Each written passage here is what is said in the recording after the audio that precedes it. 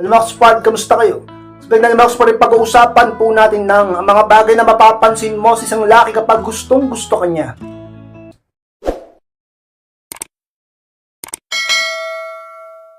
At kung handa na kayong lahat ay magsarap po tayo at muli, be inspired!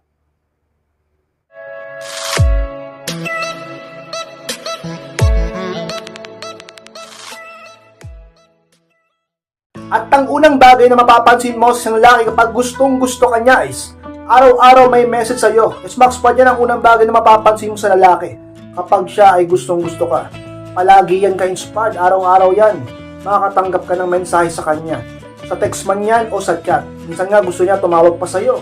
Diba? At ikaw na mismo ang nagtataka. Napapaisip talaga namang ka-inspired, na-curious ka. Bakit ganun siya sa'yo? Bakit palagi kanyang naalala, kinakamusta, gustong palaging kausap? Palagi siyang nagpaparamdam sa iyo. Yes, Max Spark.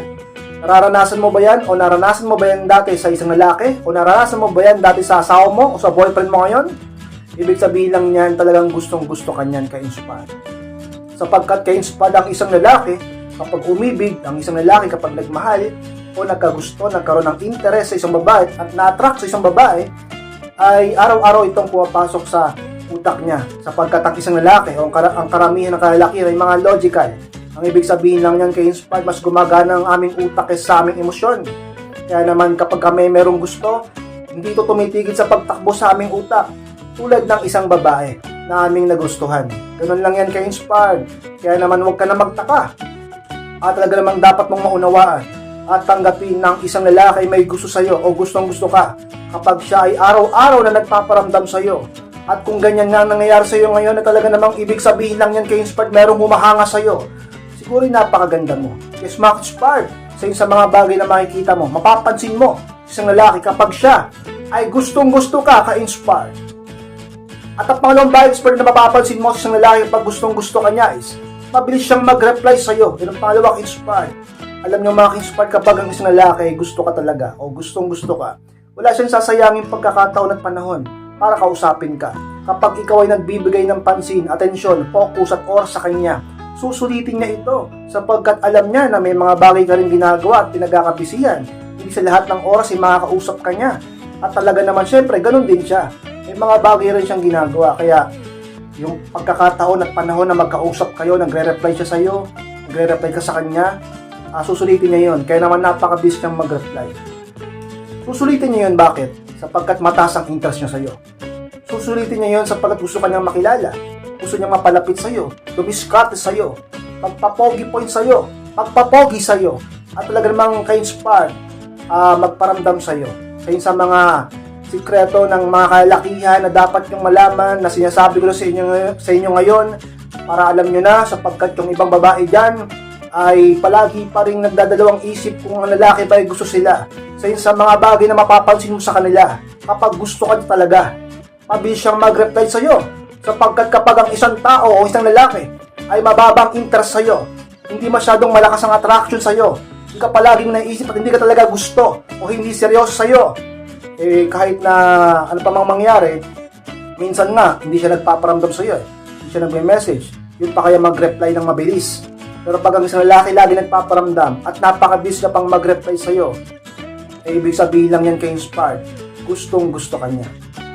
At ang pangatlong bagay is na mapapansin mo sa lalaki kapag siya ay talagang gustong gusto ka is palaging buwabanat ang joke sa'yo. Yan ang pangatlo ka-inspired. Yan yung mga-inspired kapag ang isang lalaki ay gusto ang isang babae, ay ganado ito na mapasaya yung babae na yon. Kapag ang isang lalaki umiibig at may gusto sa isang babae, ay doon lumalabas ang tinatawag na sense of humor sapagkat ka-inspired. Para bang tawag ng kalikasan kapag ang lalaki in love, gusto niya na mapangiti yung babaeng gusto niya. Doon lang yan ka-inspired. Diba? Isipin ng mga kaibigan niya, kamag-anak o kakilala niya na bakit hindi siya ganun sa ibang babae. Pero pagdating sa'yo, para bang lagi siya nagpapatawa, bumabanat ng joke, ng mga pick-up lines, diba? Napapangiti ka niya, napapasaya ka niya. Para bang minsan nga, yung ibang lalaki nagbumukha ng kolokoy, diba? Yung ibang lalaki nagbumukha ng kengkoy, mga joker talaga, para lang mapasaya ka, mapatawa ka, at makita ang iyong matamis na ngiti. At mapalapit ang puso mo sa kanya. Kaya sa mga diskarte namin upang isang babae ay magustuhan din kami. sapagkat alam ko ng isang mga sikreto upang ang isang babae alam ng karamihan ng kalalakihan ng isa sa mga sikreto upang ang isang babae ay ma-in love at mapalapit sa isang lalaki. Dapat ito ay talaga namang makuha ang tiwala niya. At sa pamamagitan nun, kailangan ito ang babae ay laging napapasaya ng lalaki. Kapag ang babae ay laging masaya sa lalaki, unti-unting mahuhulog ang loob nito. Kaya naman ka-inspired sa mga ginagawa ng lalaki pag gustong-gusto ka sapagkat yan ang goal niya, ang mapaibig ka, papasayahin ka niya. Kaya sa mga bagay na mapapansin mo, palagi siyang bumabalat ng joke sa'yo, pinapangilit, pinapatawa ka, ka-inspired. At ang pang-apat na bagay is pag mapapansin mo sa lalaki pag gustong-gusto ka niya is may time pa rin sa'yo kahit sobrang busy niya o busy siya. Smax pa niya ng pang-apat. Alam nyo ka-inspired kapag ang isang lalaki in love o gustong-gusto ka kahit sobrang busy niyan. Marami siyang ginagawa, may meeting siya, o may mga dapat siyang unahin, may mga priority siya, may mga bagay siyang nakaschedule na o nakaplano na, basta para sa'yo, pagbibigay siya ng focus, panahon at atensyon sapagkat gusto ka niya. Baka hindi ka nga lang niya gusto, baka mahal ka niya, iniibig ka niya, o nahulog na talaga o in love na talaga yung lalaki sa'yo. Diba? Isipin mo, sino ka ba? Diba? Sino ka ba? Para sobrang busy niya, ang dami niyang ginagawa, pero bibigyan ka niya ng oras. Kahit sobrang busy niya, binibigyan ka niya ng atensyon, ka-inspire sa mga bagay na dapat mong mapapansin sa isang lalaki kapag siya ay talaga namang gustong-gusto ka. Yung ibang babae kasi hindi pa rin makaramdam hindi pa rin makanotice. Para bang parang pinanganak kahapon Diba? Minsan dami pa nagtatanong sa akin, ka-inspired. Gusto ba ako ng lalaki kapag ganito? Gusto ba ako ng lalaki kapag ganyan? Ka-inspired yung ibang signs napaka-obvious na. Diba? Hindi naman magbibigay ng effort yung lalaki kapag hindi ka niya gusto. Hindi niya ipapakita sa iyo kapag di ka niya mahal. Diba? At isa ngayon sa mga bagay na nakikita mo sa kanya. Kahit sobrang busy niya, pagod na siya, dapat ipapahinga niya na lang, break time niya na lang, ipantetext niya pa sa iyo. Break time niya na lang, ipanchat niya pa sa iyo. Pahinga niya na lang, rest day niya na lang. Magbi-video call pa kayo, magko-call pa kayo, magdi-date pa kayo. Diba? Magbibigay siya ng panahon sa iyo. Sapagkat ka-inspired ang isang lalaki kapag umibigay talaga namang handang mapagod, handang magsakripisyo, at magbigay ng mahalaga niyang panahon sa babaeng gusto niya. Ka-inspired siya sa mga bagay na dapat mong mapansin sa isang lalaking umaaligid sa buhay mo ngayon. Kapag siya ay kahit busy yan, ay magbibigay ng oras sa iyo, ka-inspired. At ang panglimang bagay is na dapat mong mapansin kapag ang isang lalaki gustong-gusto ka is nakikipag-usap sa call ng matagal. Yan ang panglima, ka-inspired. Alam nyo mga ka-inspired kapag ang isang lalaki ay gusto kong kausap ng matagal, nakikipag-usap sa call o video call ng matagal sa'yo sapagkat isa lang ang ibig sabihin yan.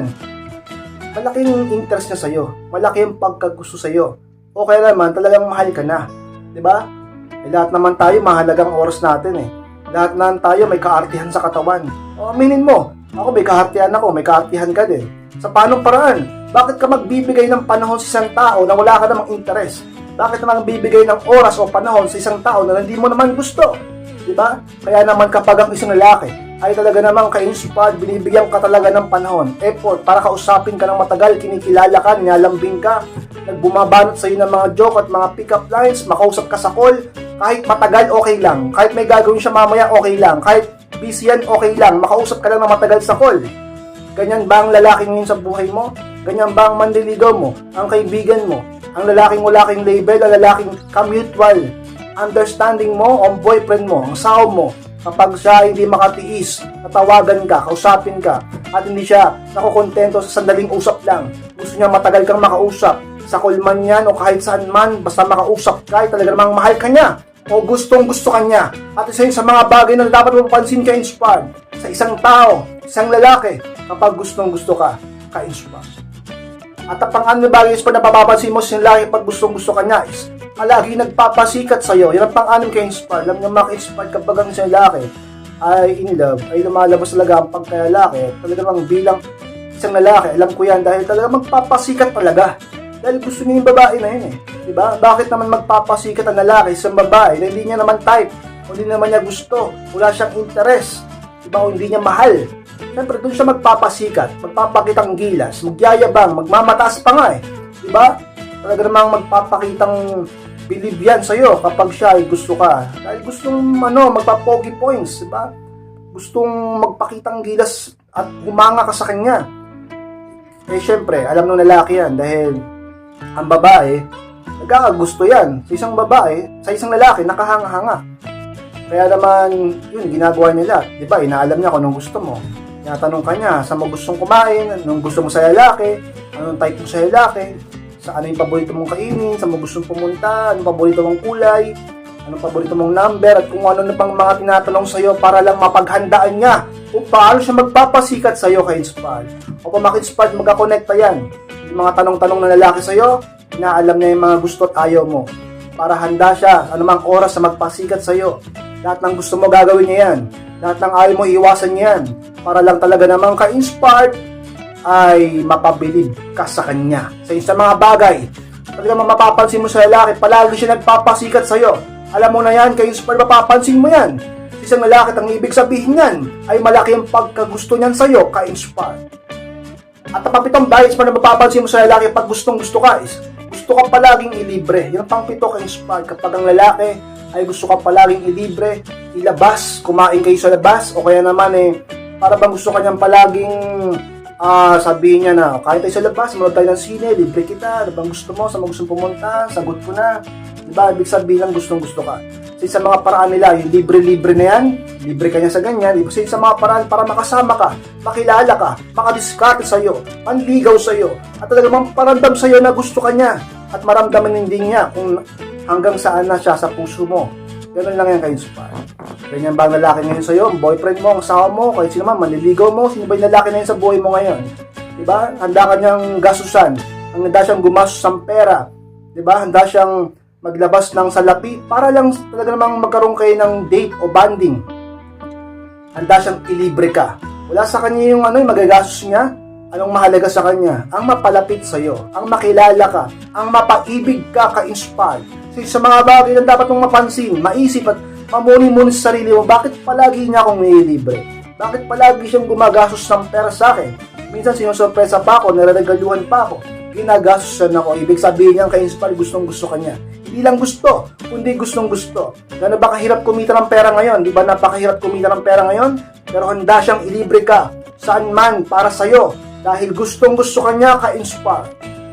At ang pangulong bagay na mapapansin mo sa lalaki pag gustong-gusto ka is, tingin siya ng tingin sa'yo. Yun ang pangulo at pinakahuli ka-Inspired. Alam niyo, maka-Inspired kapag ng isang lalaki ay gustong-gusto ka talaga. Hindi siya makapagpigil sa kanyang sarili, hindi makapagpigil na tumingin sa'yo, tumitig sa'yo. Kaya naman tingin ng tingin sa'yo, ikaw na mismo makapansin. Palagi mo siya nakikita, nahuhuli, na siya ay talaga naman ka-Inspired, tingin ng tingin sa'yo. Isa lang ang ibig sabihin lang yan, nagagandahan yan sa'yo. Or may lihim na pag-ibig sa'yo. Or mahal na mahal ka kung boyfriend mo yan, kung asawa mo yan, boyfriend mo, asawa mo yan, tingin ng tingin sa'yo, ibig sabihin, in love sa'yo. At kung kaibigan mo, o sabi natin kakilala mo, tingin ng tingin sa'yo, ibig sabihin baka may crush sa'yo, o humahanga sa'yo. At kung manliligaw mo na yan, ibig sabihin mataas ang interest sa'yo. Ka-Inspired. Ganun yan. Kapag gustong-gusto ka ng isang tao, ito ay tingin ng tingin sa'yo. Diba? Kahit kayo naman Kahit kayo ng mga babae kayo Kapag gusto nyong lalaki, kapag nagwagwapuhan kayo, o hindi man siya ganun kagwapo, pero nababaitan kayo, o nagagalingan, maganda pumorma, magandang katawan, gusto nyo yung kutis, gusto nyo yung buhok, type nyo yung lalaki, tipo nyo yung lalaki, gusto nyo tagang titig yung titig, di ba? Sapagkat ka-Inspired, so yun sa pinaka-sinyales, bagay na dapat mong mapansin, at talaga namang ka-Inspired, napaka-obvious nyan kapag ang isang lalaki ay hindi mapigil na tumitig sa'yo. Lagi mo siya nakikita at nahuhuli, na tingin ng tingin sa'yo. Ang ibig sabihin lang yan ka-Inspired, kung hindi ka niya gustong-gusto, ay mahal ka niya, ka-Inspired. Max po din lang po na maraming salamat mga Inspired sa pagtapos ng vlog na ito. Sige pong kalimutan na mag-like, comment, share rin po upang makatulong din tayo sa iba at sa mga hindi po nakasubscribe, ay pasubscribe po mga Inspired at click na rin po notification bell upang maging updated kayo pag may bago akong upload. Sa mga gusto magpa-advise, magpa-coaching, pakimas lang po sa aking Facebook upang talaga namang mapag-usapan natin ang inyong mga problema sa pag-ibig. At sa mga taga-Cavite dyan, kung gusto nyong minsan makita ako sa personal, ay pwede kayo pumunta sa aking maliit na negosyo lang naman sa food cart ko. At i-email lang ako sa Facebook at masabihin ko sa inyo yung address. Bili kayo ng marami. Kay Inspired, maraming salamat. Mag-iingat kayong lahat. Mahal ko po kayo at muli, be inspired!